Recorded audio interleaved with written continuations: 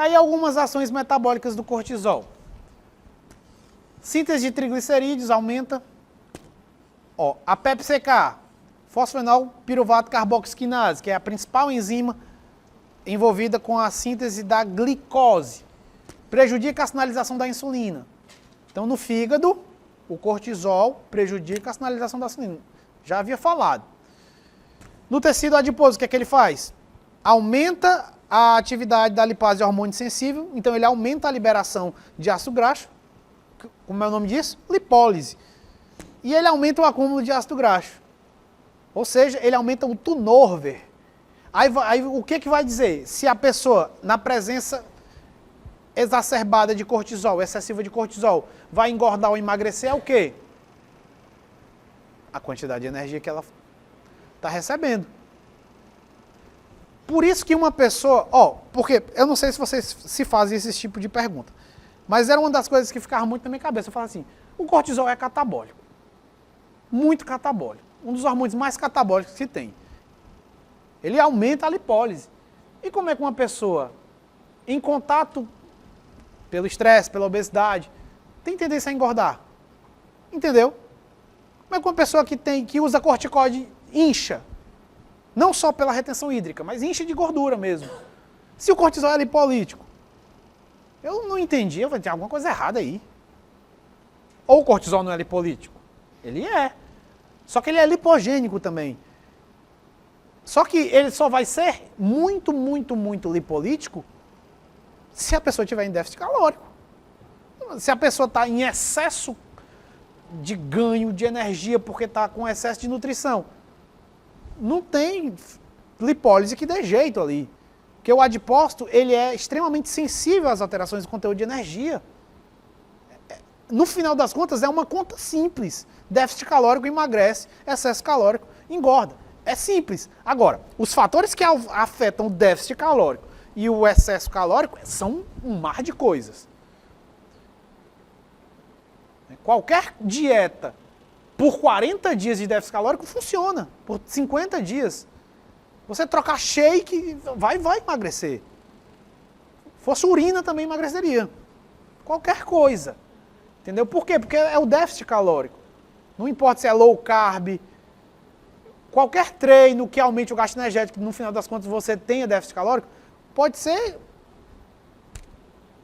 qualquer um. Então, no final das contas é isso. Só que, como a gente vai ver lá na obesidade, os fatores que afetam o gasto e o excesso energético são um mar de coisas. Fora as adaptações que existem. Ele aumenta a expressão da lipoproteína lipase. A lipoproteína lipase, eu ia até falar quando eu fosse falar de tecido adiposo, mas a lipoproteína lipase existem duas lipases, né? A hormônio sensível, que está dentro da célula, e a lipoproteína lipase, que está na membrana do adipócito.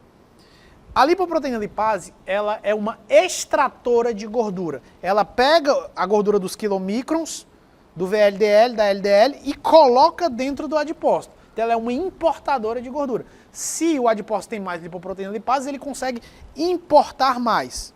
Entendeu? O cortisol, por exemplo, mas aí também depende do tipo de tecido adiposo. Ele não atua, tanto que eu separei aqui, o visceral e o subcutâneo. Essa ação de deposição é mais no visceral, que é um tecido adiposo mais endócrino. O subcutâneo é mais de armazenamento mesmo. O tecido subcutâneo não libera tanta citocina. O visceral já libera.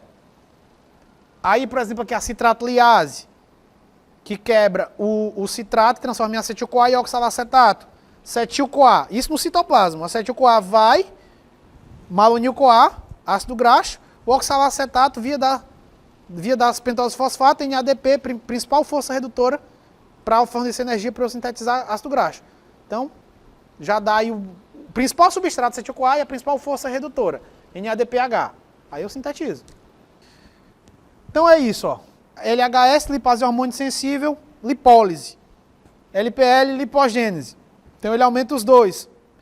Isso em excesso de energia prioriza a lipogênese. No tecido adiposo subcutâneo, aumenta levemente a sensibilidade à insulina. Efeito oposto até Tentei procurar o mecanismo, também não achei. Isso aqui é só um achado. Não vi o mecanismo, mas provavelmente deve também ter a ver lá com a expressão da hidroxiesteroide deshidrogenase, que inativa o cortisol. No pâncreas, ó, diminui a secreção de insulina, pode diminuir, né? E pode aumentar a secreção de insulina, porém, para certos índices, porém, insuficiente para certos índices glicêmicos.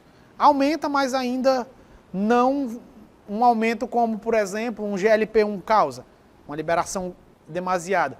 No final das contas, o que é bem estabelecido é que ele altera a função das células beta. Ele pode diminuir ou aumentar, vai depender o quê? Da quantidade de cortisol e da cronicidade. Mas ele pode causar uma disfunção das células beta.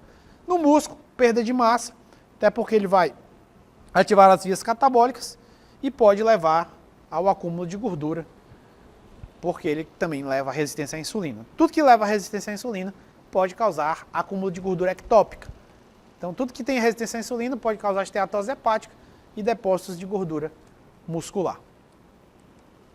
E aqui são os mecanismos, ó.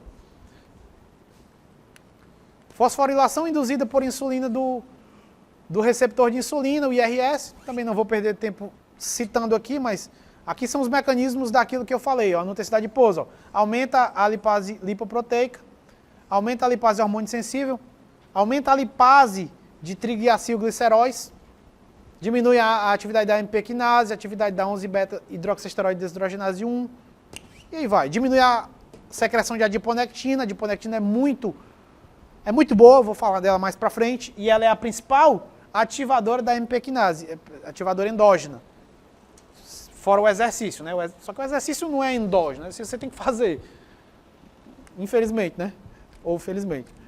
A adiponectina não. Dependendo do tecido adiposo, se está funcional ou não, ela é secretada e ela mesmo regula a sensibilidade à insulina. Ela é o principal agente endógeno, depois do GLP, que regula a sensibilidade à insulina, a adiponectina. Pensou em sensibilidade à insulina, pensou em adiponectina e GLP-1.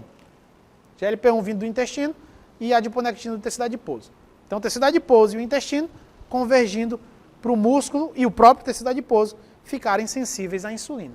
Metabolismo dos carboidratos. Resposta muito parecida com o GH. Não vou perder tempo falando disso, porque ó, no cortisol, gliconeogênese, liberação de glicose. No músculo esquelético, no tecido adiposo, diminui a sensibilidade à insulina, mesma coisa. Os dois efeitos levam à hiperglicemia, que faz o pâncreas produzir insulina. Se esse efeito não for compensado, for descompensado, eu tenho a resistência à insulina. O ideal, quando a gente for falar de hormônios, sobretudo no contexto fisiológico, não é dizer assim, ó, posso até ter dito, mas o ideal não é dizer assim, o cortisol causa resistência à insulina. Porque realmente causa resistência à insulina é um termo muito forte. Melhor dizer assim, diminui a sensibilidade à insulina. Quando eu for falar lá de resistência à insulina, também eu vou mostrar que há uma variação circadiana da sensibilidade à insulina. Alguns períodos tem maior ou menor. Os tecidos têm os clocks endógenos da resistência ou sensibilidade aos hormônios. Agora, um paciente que faz uso exógeno, mais de 2, 3 meses de um corticoide, aí sim, hein, você pode dizer que ele vai ter uma resistência à insulina. Agora, se você falar só do fisiológico, o termo melhor é diminuição da sensibilidade à insulina. Cortisol estimula o ciclo da alanina piruvato. O ciclo da alanina piruvato é um ciclo que vai promover vai fazer com... Você tem um músculo, ele está trabalhando muito, produzindo... Ele tem que produzir o quê? Energia para poder manter aquele ritmo de exercício. Ele faz isso às custas de ATP, não é? O ATP vem da onde? Glicólise. Então ele vai quebrar glicose. Se a glicose não estiver prontamente disponível, ele vai ter que tirar as reservas de glicogênio. Então no exercício ele vai depletando as reservas de glicogênio e ele precisaria de algum mecanismo para quê? Para repor esse glicogênio. Então esse ciclo aqui da alanina piruvato é um deles. Cortisol causa o quê? Ó? Proteólise, aumento da disponibilidade de aminoácidos, aumento da disponibilidade de alanina, que é um uma das formas de transportar aminoácido no sangue, ou o grupo de nitrogênio. A alanina vem pelo sangue, chega no fígado, o fígado vai, opa, alanina, transforma em piruvato, pela gliconeogênese transforma em glicose. Aí o cortisol faz isso e aumenta a eficiência desse processo, por ativar fosfenilpiruvato carboxiquinase e glicose 6-fosfatase. Aí o fígado produz mais glicose, manda de volta para o músculo. Aí o músculo pode repor as reservas glicogênicas.